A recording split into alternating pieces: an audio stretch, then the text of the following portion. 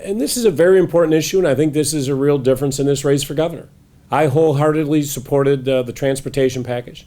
I commended Governor McDonald. This was not an easy thing for him to do. It was the right thing to do. For the first time in 27 years, we now have some transportation funding because everybody understands the issue on transportation.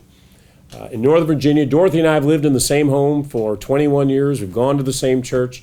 Our address hasn't changed. But I can tell you, over the last 21 years, our commute to work, to school, to soccer games, baseball games, you name it, has changed dramatically. In Northern Virginia, we're stuck in traffic 67 hours a year. That is $1 billion wasted in economic activity stuck in traffic. In the Hampton Roads region, it's about 43 hours a year. $700 million wasted stuck in traffic. It affects quality of life.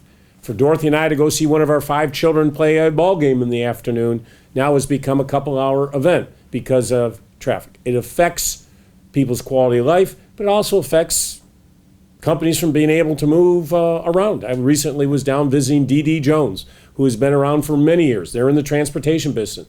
They will tell you that it's very hard to survive with the gridlock that they have, and they were so happy that the transportation bill was passed. This was so critical for our future.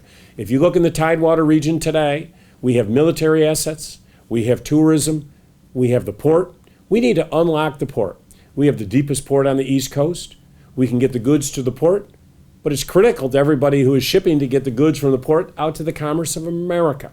The transportation package will now allow us to do that. And it is so important for what we need to do. I've talked about 4-laning 58 all the way out, what we need to do on 64. So I'm excited. But let me be clear. I supported the governor. I supported the bipartisan mainstream compromise that came out. This was a critical point of the difference between myself running for governor and my opponent running for governor. This was a defining moment for the future of Virginia.